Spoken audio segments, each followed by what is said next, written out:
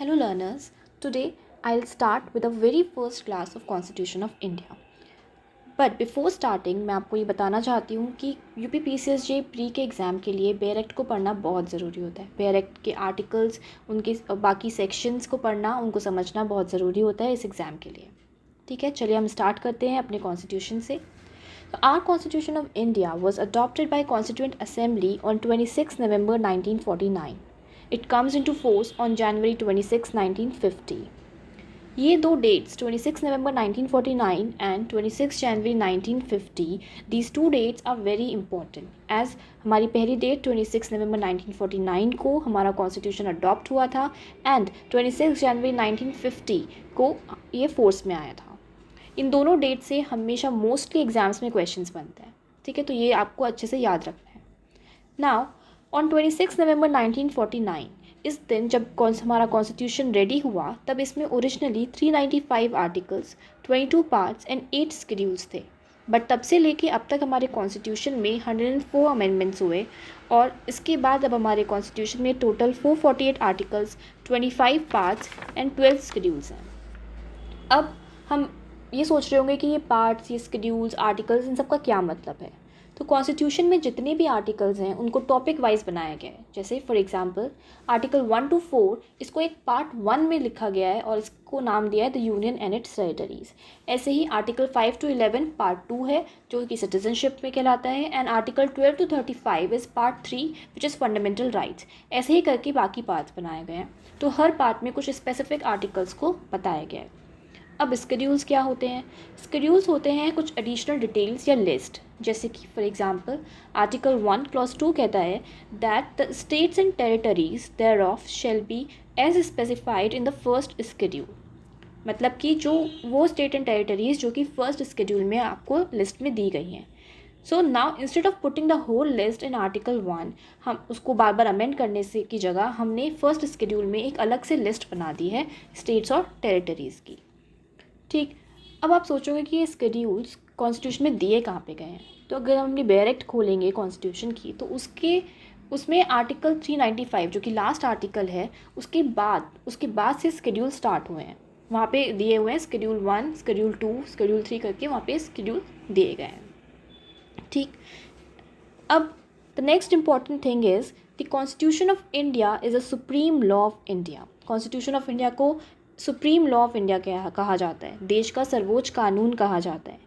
क्यों कहा जाता है ऐसा? क्यों कॉन्स्टिट्यूशन ऑफ इंडिया को सुप्रीम लॉ माना जाता है? क्योंकि all the laws have to be confirm with the constitution. जितने भी लॉज हैं, जो भी लॉज हम बनाते हैं, वो हमें कॉन्स्टिट्यूशन के दायरे में रह के बनाने होते हैं। जैसे कि अगर पार्लियामेंट कोई लॉ बनाता है और वो कॉन्स्टिट्यूशन प्रोविजंस को वॉयलेट करता है, तब सुप्रीम कोर्ट वो कॉन्स्टिट्यूशन को उस लॉ के ऊपर रखती है, वो कॉन्स्टिट्यूशन को मानती है, उस लॉ को नहीं मानती। तो इसीलिए कॉन्स्टिट्यूशन ऑफ इंडिया को सुप्रीम लॉ ऑफ लैंड बोला जाता है।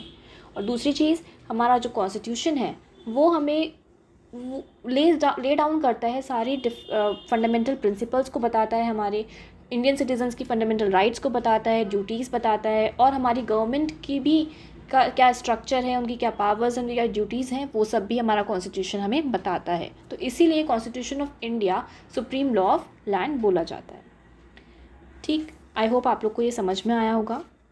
अब हम बात करते हैं डिफरेंट सोर्सेज की, कि कॉन्स्टिट्यूशन ऑफ इंडिया हमारा किन किन सोर्सेज से बोरो किया गया है, कहाँ कहाँ से हमने उसको बोरो किया है। ठीक है, तो जब पहली बार कॉन्स्टिट्यूशन बन रहा था तब मेनली 11 सोर्सेज पे हमने रिलाई किया था उसको बनाने के लिए। तो हम सारे सोर्सेज को एक एक करके पढ़ेंगे। फर्स्ट हम बात करेंगे the government of India act 1935 की। गवर्नमेंट ऑफ इंडिया एक्ट 1935 से हमने क्या क्या चीज़ें इंपॉर्टेंट, क्या क्या चीज़ें ली। पहला लिया इमरजेंसी प्रोविजंस, फिर हमने लिया public service commission, judiciary, office of governor and federal system. ये हमने गवर्नमेंट ऑफ इंडिया एक्ट 1935 से लिया। सेकंड है यूनाइटेड स्टेट्स ऑफ अमेरिका। इससे हमने क्या क्या लिया? फंडामेंटल राइट्स, जो कि बहुत इंपॉर्टेंट है, judicial review, impeachment of the president, removal of supreme court and high court जजेस, independence of judiciary, the preamble and functions of president and vice president. ये हमने यूएसए से के कॉन्स्टिट्यूशन से बोरो किया। Third is British constitution. यहाँ से हमने जो सबसे इम्पॉर्टेंट चीज़ ली है वो है रिट्स। रिट्स के बारे में मैं आपको अपनी आगे की वीडियोज़ में बताऊँगी। फिर हमने लिया parliamentary form of government, idea of single citizenship, parliamentary privileges, rule of law. Then comes Irish constitution. यहाँ से हमने directive principles of state policy borrow किया, method of presidential elections, nomination of member to Rajya Sabha. Then the fifth is Germany constitution, जिसको हम Weimar constitution भी कहते हैं। यहाँ से हमने suspension of fundamental rights during emergency ये चीज़ बोरो की। फिर six is South Africa. South Africa से हमने अमेंडमेंट ऑफ कॉन्स्टिट्यूशन लिया। Then constitution of Soviet Union, जिसको USSR भी बोला जाता है, यहाँ से हमने फंडामेंटल ड्यूटीज़ बोरो की और the ideals of justice, social, economic and political, जो कि प्रियम्बल में एक्सप्रेस्ड है, हमने यहाँ से लिया। फिर कनाडा से हमने federalism with strong central government ली, residuary powers with centre, appointment of governors and advisory jurisdiction of supreme court borrow किया। देन कम्स ऑस्ट्रेलिया से हमने concurrent list, freedom of trade and commerce, joint sitting of parliament. Then comes France से हमने the ideals of liberty, equality, fraternity and republic. ये जो 4 words हैं, liberty, equality and fraternity and republic, ये हमने France से बोरो किया है और ये हमारे प्रियम्बल में एक्सप्रेस्ड है। Then the last one is Japan से हमने प्रोसीजर एस्टैब्लिश्ड बाय लॉ, जो कि आर्टिकल 21 में मेंशन है, ये हमने जापान से बोरो किया। तो ये सारे सोर्सेज हैं जिन पे रिलाई करके हमने अपने कॉन्स्टिट्यूशन को बनाया है।